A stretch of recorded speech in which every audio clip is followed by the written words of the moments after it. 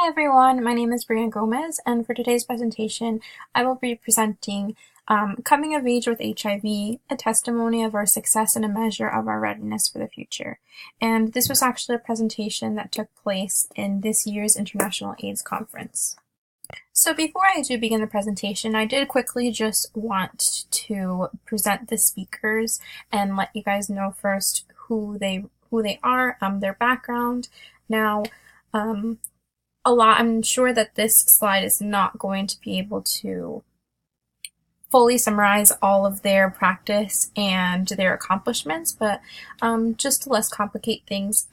So the co-chair presenting the speakers was Kate Thompson, and she's the head of Community Rights and Gender Department at the Global Fund.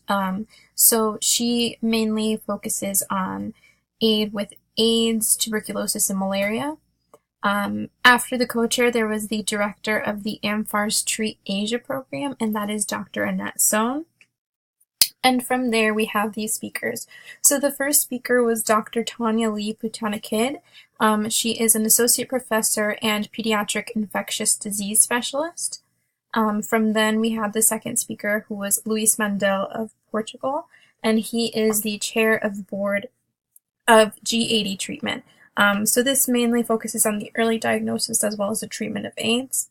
And he is also the founder of Portuguese Drug Policy Reform Association. And lastly, the third speaker was Dr. Eugenia Ziegler, and she is currently a professor of the geriatric medicine and professor of clinical medicine. And she's also the medical director of acute care of elders in the Cornell campus of New York. And so a prevalent topic that comes with discussing AIDS is mainly bettering the treatment of patients. A main focus towards bettering the treatment in adolescents is towards bettering their health, whether this is bone health, their cognitive function, mental health is a huge topic, and other diseases that may come alongside art therapy, including AVD. So one of the first topics of discussion that I'm going to mention is AVD, which is short for atherosclerosis vascular disease. So AVD is basically the hardening and the narrowing of the arteries, and this mainly puts blood flow at risk. So the associated risk factors that are with AVD include obesity, smoking, high blood pressure, and such. And so the reason why this is a trending topic is because patients that are HIV infected are 2.2 times at risk as opposed to regular patients. And so a common finding between Dr. Tanya Kidd as well as the other speakers was that the use of early treatment, specifically of antiretroviral drugs, has been found to have longer lasting results when it comes to the patients, and in other words, better results. So instead of waiting for the immune system to be weakened, they find that using these drugs as early as possible and treating these patients as early as possible has a much, much better result within their patients. And apart from this, of course, they also found that exercise as well as diet modification, the lessened amount of smoking or abstinence of smoking in general has also helped to reduce the risk of getting AVD. So another topic that Dr. Tanya discussed was bone health, and more than anything, the actual bone mass gathered in HIV adolescents, and the importance of taking the correct calcium intake, which the recommended amount is 1,300 milligrams per day, as well as vitamin D, which should be 600 IU per day.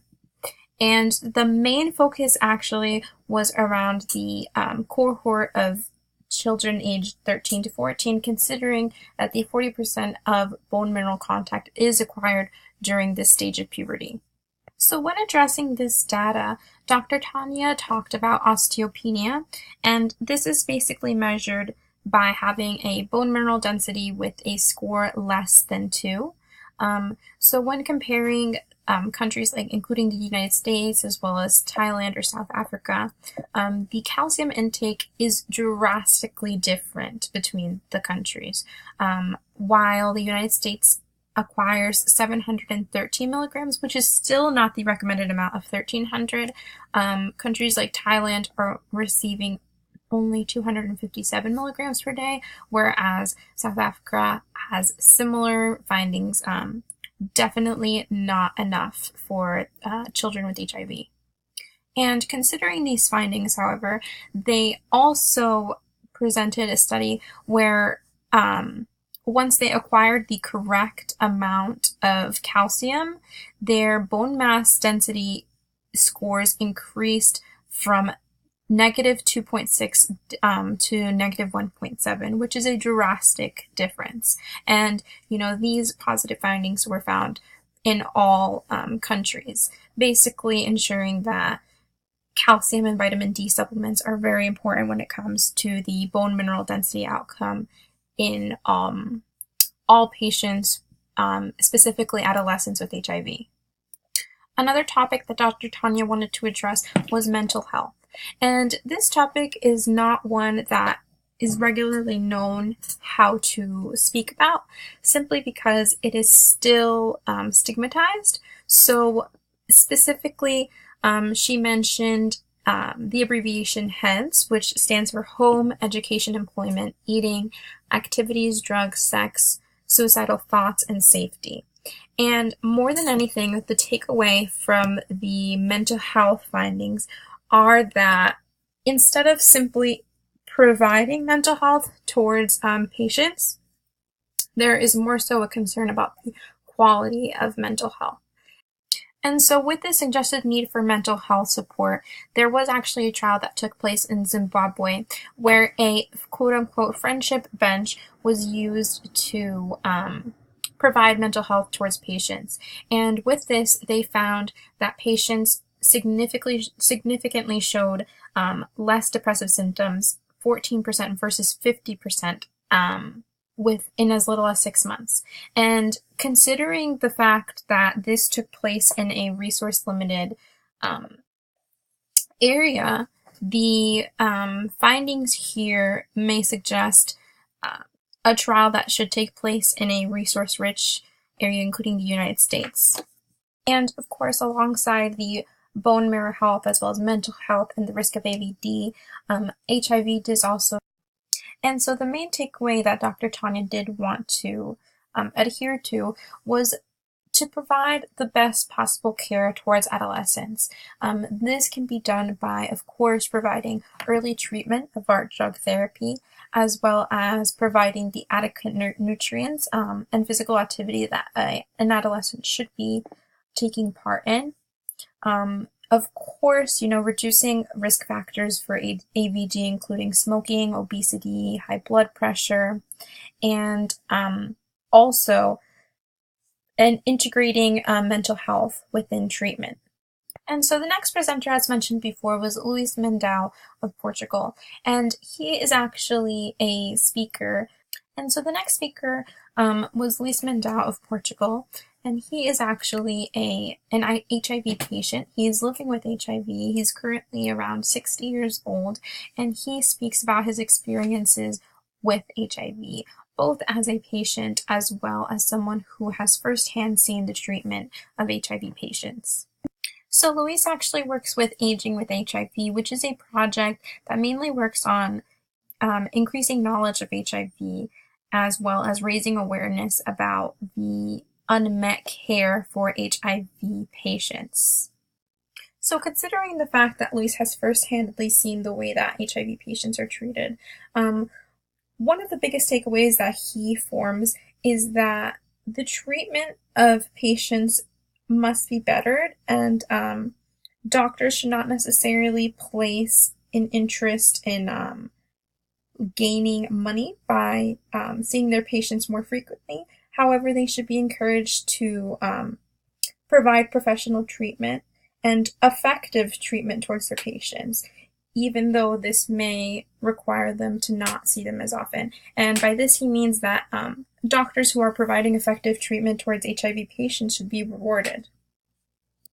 Another suggestion he places is towards working against the stigma that is still placed in HIV, still placed against HIV across the world. So although in the United States there is more education about HIV and the different methods, including art therapy, to combat HIV, internationally, this is not always the case, and as he discusses in Portugal, he had an experience where a female was actually denied the removal of a contraceptive device in a healthcare setting, which would virtually seem to be, impossible in this day and age, but it still occurs.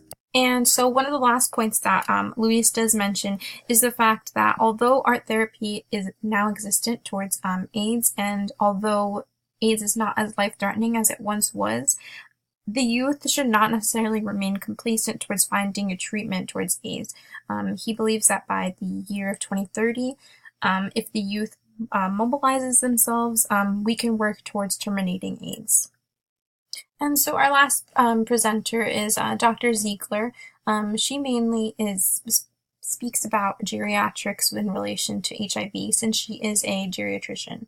So considering the specialized treatment that Luis mentioned earlier, Dr. Ziegler does actually mention a program named Team, which is actually discontinued. It is no longer existent, considering the fact that the founders left. But the Team provided a specialized treatment towards HIV patients by including, the availability of a geriatrician, a social worker that worked with geriatrics, a pharmacist, and in order to be accepted into this program, there was a criteria that was to be met. Unfortunately, however, as she discussed, the program is no longer available, although it still has a legacy by forming programs that work with institutionalizing neuropsychology programs, as well as the lasting programs, including the social workers that work in geriatrics. And so considering this, although the Muda team is not available anymore, she does suggest, the importance of including programs like these that provide exceptional care towards patients with HIV, and the importance of replenishing programs like this. And so considering this, Dr. Ziegler did also mention other programs that are currently taking place internationally. We have from Spain all the way to Mexico. Although these programs have main focuses on screening, she does discuss that in order to have an intervention with HIV patients and the proper ways to get specialized treatment towards them, there is a necessity to screen patients first, and this is the first step towards getting better treatment. And so really quick as well, there is actually another technological study that Dr. Ziegler discussed that is going to be taking place in France, and with this study, she does mention the fact that there is actually going to be a mobile app where patients with HIV, specifically of the geriatric group, would answer questions based on their steps and their nutrition, and this has hopes to be able to detect frailty in patients in order to provide an intervention with them. So they would actually be getting suggested treatment by an expert immediately through this app. And so one last takeaway that Dr. Ziegler does discuss is the difference between resource-limited healthcare systems versus resource-rich healthcare systems. So while resource-rich healthcare systems may focus on maximizing function of their HIV patients, a resource-limited healthcare system may focus on providing access to subspecialized care in general. And one of her suggestions is the fact that these communities should work together, considering the fact that resource-limited communities are able to link themselves towards their patients better, as discussed in the Zimbabwe trial, whereas resource-rich communities may be able to provide advice suggesting protocols or, maximizing function of their patients. And lastly, I just have my references presented here. And thank you for watching.